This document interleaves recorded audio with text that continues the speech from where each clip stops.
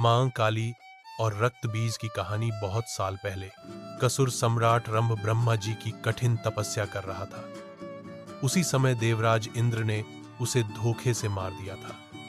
अगले जन्म में उसने रक्त बीज के रूप में फिर से घोर तपस्या की और ब्रह्मा जी प्रसन्न हो गए। हे दानव राज, मैं तुम्हारी तपस्या से बहुत प्रसन्न हूं।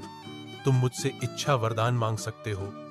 हे प्रभु, मुझे ऐसा वरदान दीजिए कि युद्ध भूमि में मेरे शरीर से जितने भी रक्त की बूंदें धरती पर गिरे, उनसे मेरे जैसा ही नया रक्त बीज पैदा हो जाए, जो शत्रु से वीरता के साथ युद्ध कर सके।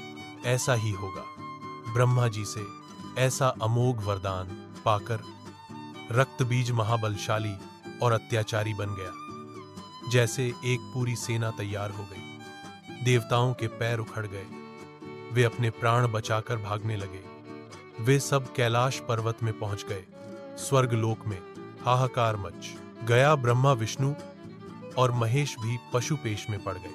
हे महादेव, अहंकारी निर्दय, रक्त बीज ने स्वर्ग में बड़ा उत्पात मचा दिया है।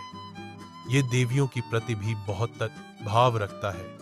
जब युद्ध करने के लिए निकलता है, तब इसके शरीर के रक्त से बहुत सारे रक्त बीज तैयार हो जाते हैं और मिलकर आक्रमण कर देते हैं। इसे हराना असंभव है। इसने हमारा जीना कठिन कर दिया है।